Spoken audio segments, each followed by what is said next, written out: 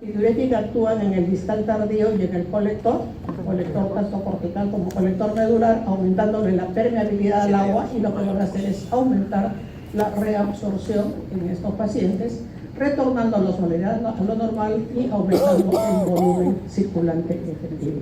Entonces, estos son todos los efectos hormonales que regulan la reabsorción de cloruro de sodio y agua. Pero a nivel del tubo contorneado proximal, si me preguntan, ¿qué es lo más importante? Hemos dicho que aquí es una reabsorción isosmótica y esto no está condicionado por ningún péptido, a diferencia de los otros segmentos. Aquí quien regula la reabsorción son las fuerzas de, ¿quiénes son estas? De Starr, son las fuerzas de Starr, ¿no? Y podemos observar que esta es la célula tubular, este es el fluido tubular, y aquí tenemos al capilar peritubular, ¿no? El espacio intersticial, donde sabemos que se reabsorben los solutos y vienen a ocupar este espacio. Y tenemos aquí, esta es la presión oncótica del capilar peritubular, la presión hidrostática del capilar peritubular, la presión hidrostática del intersticio y la presión oncótica del intersticio. La presión hidrostática del capilar peritubular, o sea, cuando yo tengo un paciente con exceso de volumen, lo que va a hacer es, la flecha está para acá, es decir, que impide la reabsorción, y eso es cierto. Si yo tengo exceso de volumen, la presión hidrostática está aumentada acá y es imposible de que se pueda reabsorber fluidos. Y el otro que se opone es la presión oncótica del intersticio medular, espacio intersticial. Si hay acá acúmulo de proteínas, como sucede en el síndrome nefrótico, no va a haber reabsorción. ¿Y quiénes favorecen la reabsorción de fluidos que han sido reabsorbidos del fluido intersticial al espacio intersticial para ser trasvasados al capilar peritubular? ¿Quiénes son los favorecedores? La presión oncótica del capilar. Eso significaría que si yo tengo una fracción de filtración aumentada, ¿voy a favorecer la reabsorción, sí o no? Denme la respuesta mientras tomo agua.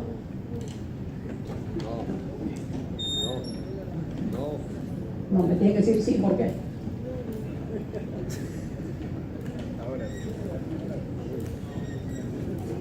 A ver, ¿favorece o no favorece? El aumento de la fracción de filtración. ¿Qué cosa es la fracción de filtración? ¿Qué era la fracción de filtración? ¿Cómo? Filtración glomerular. Claro, la cantidad de filtrado glomerular en su relación con el flujo plasmático renal, y que correspondía a ¿cuánto? 20%. Ya. Ahora pongámonos que la fracción de filtración aumenta. ¿Cuándo puede aumentar la fracción de filtración? Si yo aumento la filtración glomerular o si yo bajo el flujo plasmático renal, ¿no es cierto? Ya, yo aumento la fracción de filtración, o sea, en vez de pasar 20% pasa 40%. ¿Qué va a pasar? ¿Facilito la reabsorción de fluidos o no? ¿Por qué?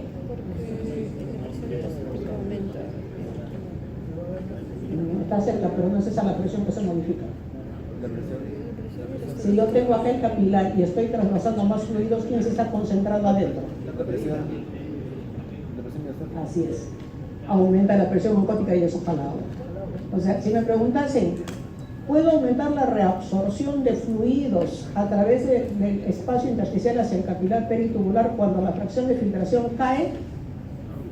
¿Cuál es la respuesta? No. ¿No es cierto? No. Mientras que si yo aumento la fracción de filtración, sí, porque lo que estoy haciendo es traspasando más fluidos y concentro la presión oncótica, y eso facilita a que yo pueda jalar más agua. Y eso es lo que les estoy explicando en esta diapositiva. Si la presión oncótica es la que facilita, si yo aumento aquí más, debido a que ha aumentado la fracción de filtración, voy a hacer un trasvase mayor de agua y de solutos. Muy bien.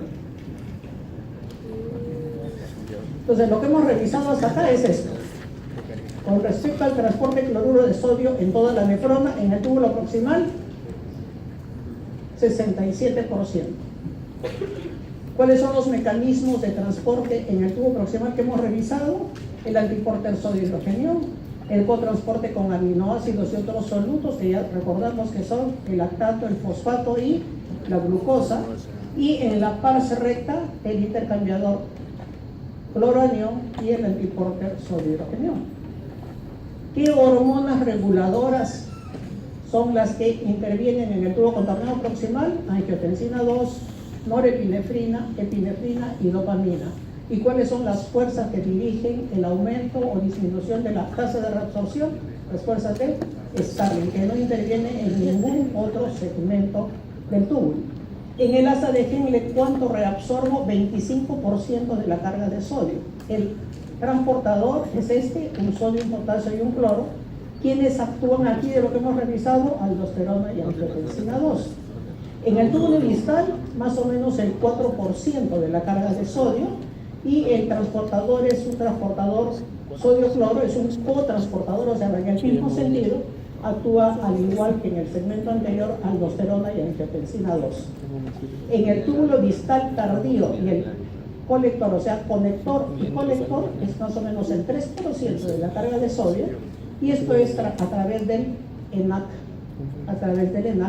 en donde actúan, miren ustedes, aldosterona, el péptido natriurético atrial, el BNP, urobilatin, uroguanilin, guanilina y angiotensina 2. O sea, estos segmentos son los más regulados neurohormonalmente. Si me preguntan cuáles son los segmentos que requieren de mayor regulación neurohumoral o neurohormonal, como quieran llamarlos, es el conector y el colector en toda su extensión.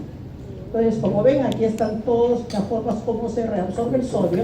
Y para terminar, existen unos fármacos que se llaman diuréticos, ¿no? Que son los que bloquean la reabsorción de sodio y agua. ¿Dónde actúan esos diuréticos de asa como la furosemida, la bumetanida que a su momento mencionamos? Bloquean este transportador. Entonces bloquean un 25% de la carga de sodio. Por eso son los más potentes que tenemos en la práctica médica. A nivel distal, el bloqueo de este transportador produce efecto diurético, y esos diuréticos se llaman los diuréticos tiacídicos, clorotiacida, hidroclorotiacida y todos los tiacidas light que han sido fabricados últimamente. Muy bien. Con respecto al agua, en el tubo contorneado proximal sigue siendo 67%, es pasivo, nadie lo regula. Es regulado solamente por las fuerzas de Starling, que mueven agua y solutos.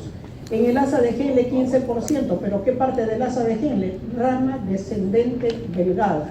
Rama descendente delgada. Es pasivo.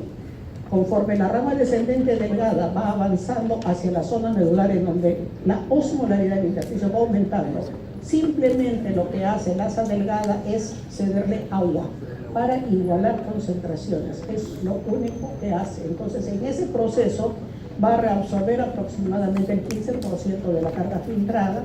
No hay ninguna hormona reguladora, ya que esto es simplemente por movimiento osmótico del agua. El túbulo distal es cero, no hay ninguna reabsorción, y en el distal tardío, o sea, en el conector, y el colector puede llegar hasta 8-17%, pero esto es mediado neurohormonalmente, tanto por los péptidos natriuréticos, pero fundamentalmente por la permeabilidad que se aumenta frente a la presencia de la hormona antidiurética o vasopresina, que como también se le conoce. ¿Cuánto es la carga filtrada de sodio? Si es 140 el promedio por mil equivalentes por litro. ¿Cuántos litros se filtran? 180. Por 140.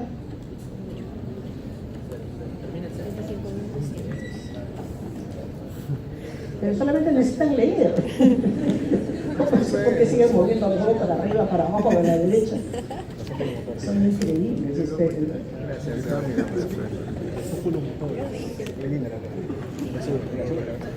Muy bien. Si bien los túbulos tienen capacidad de transporte, existe lo que se llama el tubular máximo o transporte máximo, ¿no? Y el ejemplo clásico es la glucosa. Tenemos transporte máximo para otros solutos, que ahorita lo vamos a ver. Lo importante es recordar que el tubular máximo o transporte tubular máximo se da más en solutos que se reabsorben, menos para los que se secretan. Básicamente es para los que se reabsorben. Y el TM de la glucosa, o sea, el transporte máximo es de 375 miligramos por minuto. 375 miligramos por minuto.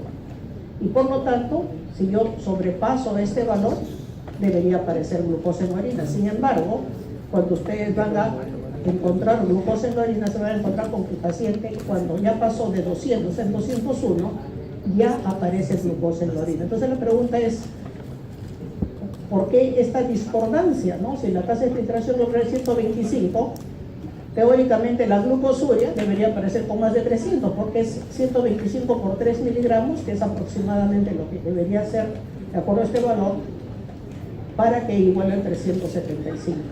Entonces, lamentablemente no es así, no aparece con 300, sino aparece con 200. La explicación para esto, aquí pueden observarlo, esto es la normal, la carga filtrada, estos son los valores de la glucosa plasmática, y observamos que este es el umbral para el disparo, para la eliminación. Sin embargo, el transporte máximo está por acá, en 375. Y por lo tanto, acá debería aparecer recién en 300 de glucosa, la glucosuria. Y esto se debe a que el transporte máximo se mide desde el punto de vista de estudios fisiológicos hasta que alcance su transporte máximo toda la suma de todas las nefronas. Y las nefronas, ustedes saben, son de diferente tamaño, los glomérulos son de diferente tamaño, y por lo tanto el movimiento de la glucosa a través del transporte, por aumento de carga en un glomérulo más grande, con un túbulo contornado proximal más grande, definitivamente es mayor que aquellas que están más cerca a la corteza y son de menor tamaño.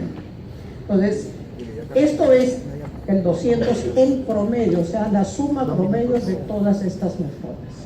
El 375 es para aquellas que tienen la capacidad de transporte máximo, y esa es la razón por la que aparece en 200 miligramos de glicemia la glucosa en la orina. Otros solutos que tienen transporte máximo los tenemos aquí, los tienen ahí en las copias de los slides que les he dado, y tienen para fosfato, sulfato, aminoácidos, urato, lactato y para las proteínas. Lo importante es recordar lo que sucede con glucosa. Muy bien. Según el sílabo tenemos que hablar del mecanismo de contracorriente.